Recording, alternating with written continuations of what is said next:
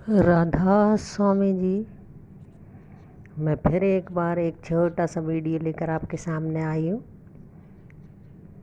बाबा जी की किताब जागो रे प्यारे जागो से मैंने कुछ शब्द लिए हैं। आशा है साध संगत जी को पसंद आएंगे। सत्य सहज है, हम नहीं। वह सत्य जिसकी हमें तलाश है इतना सहज है कि हम उसे समझ ही नहीं पाते।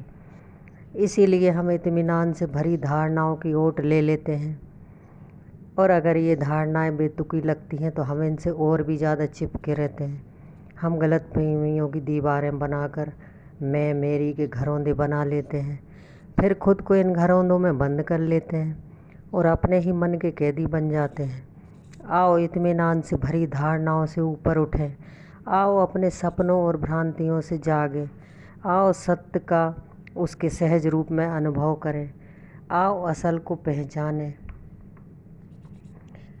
हमारी वर्तमान अवस्था कथनी या करनी। एक आदमी पानी में झटपटा रहा था और बचने के लिए हाथ पैर मार रहा था। ऐसे में डूबते हुए आदमी के पास कोई मल्लाह किश्ती लेकर आया और उसकी ओर झुकते हुए उसने पूछा, मेरा हाथ पकड़ लो। पानी में झटपटाते हुए वह आदमी कहने लगा, मैं बड़ी मुसीबत में हूँ, तुम सोच भी नहीं सकते कि मुझे कितनी तकलीफ़ हो रही है। मल्लाह ने फिर कहा, लो पकड़ो मेरा हाथ। वह आदमी हाथ पैर मारते हुए रोने लगा, मैं सूखी ज़मीन पर पहुँचने के लिए तड़फ रहा हूँ। थोड़ा और नज़दीक आकर मल्लाह ने झुकते हुए कहा, तुम मेरा हाथ तो पकड़ो और इसे थामे रखो, मैं खींच कर तुम्हें किश्ती में बिठा लूँगा। लेकिन वह आदमी रोते रोते पानी में हाथ पैर मारते हुए बोलता है, मेरे ही साथ ऐसा क्यों हुआ? मेरे साथ बड़ी नाइंसाफ़ी हुई है कि मैं पानी में गिर पड़ा। अगर मैं या आप कश्ती में बैठे होते और उसे डूबते हुए आदमी की मदद के लिए हाथ बढ़ाते तो क्या उस वक्त हम गुस्से से झल्ला कर चिल्लाते नहीं, अरे भले मानस मेरा हाथ थामो, असलियत को देखो, असलियत को देखो। हमारे लिए इन शब्दों का मतलब क्या है? आज के दौर में इनका मतलब है अपने आप को धोखे में ना रखो। इस बात को समझो कि तुम कौन हो और तुम्हारे हालात क्या हैं। जागो और अपनी असलियत को पहचानो। रूहानियत में इन शब्दों का मतलब केवल यही नहीं बल्कि इससे कहीं और ज़्यादा है। इसका मतलब यह है कि असल में सत्य क्या है उसे पहचानना, उसकी गहराई, उसके सार को समझना।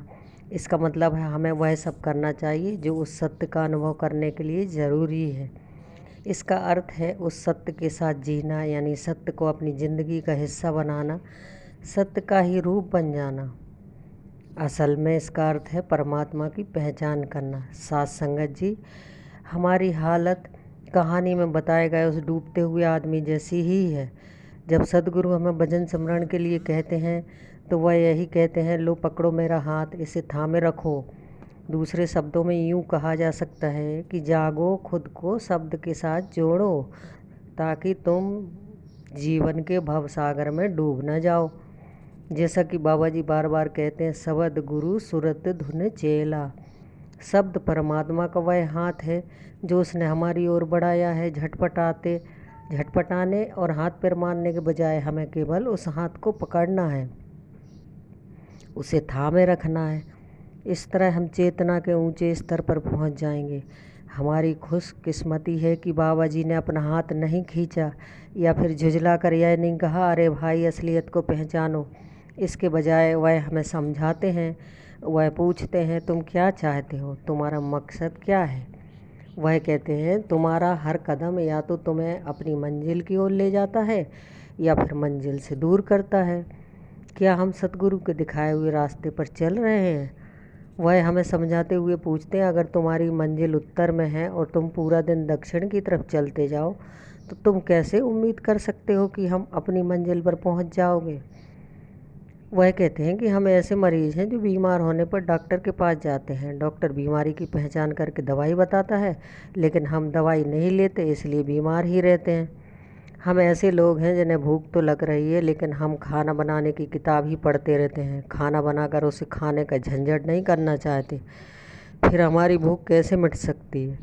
हमने बाबा जी को यह सब कितनी बार कहते हुए सुना है। हम उनके सत्संग सुनते हैं, वह कितना जोर देकर बार बार संगत से विनती करते हैं कि पूरी लगन से रोज़ भजन सिमरन करो। यानी हम सदगुरु का बढ़ाया हुआ हाथ पकड़े। जब सदगुरु हमसे बार बार विनती करते हैं तो क्या उस समय हमें शर्मिंदगी महसूस नहीं होती?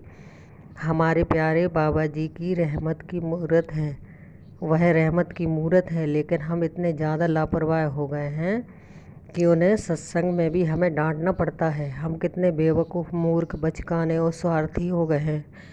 हम कैसे शिष्य हैं? हालांकि संत मत शर्मिंदा होने का और अपने आप को दोषी ठहराने का मार्ग नहीं है, यह करनी का मार्ग है। यह प्रेम के बाहरी दिखावे का मार्ग नहीं है, यह मार्ग करनी का है। यह रूहानियत के बारे में सिद्धांत और धारणाएं बनाने का मार्ग नहीं है, यह करनी का मार्ग है। जैसा कि बाबा जी अक्सर कहते हैं, बातों से बातें मिलेंगी, करनी से करनी मिलेगी, चुनना हमें है। तो साथ संगत जी, राधा स्वामी जी, आज मैं आपको इतना ही सुनाती हूँ। आगे आप अगर सुनना चाहते हैं तो राधा स्वामी जी, हम ये इतनी सी वीडियो इसलिए चर्चा करते हैं कि आज के वक्त में सत्संग तो बंद है, तो हम आपस में चर्चा करके अपने प्यारे बाबा जी को याद कर सकते हैं। अगर आगे आप सुनना चाहते हैं तो कम से कम सब्सक्राइब कर दें बस, और कुछ करें ना करें, साथ संगत जी को शेयर कर दें, सब्सक्राइब कर दें। राधा स्वामी जी, आगे फिर मिलूँगी।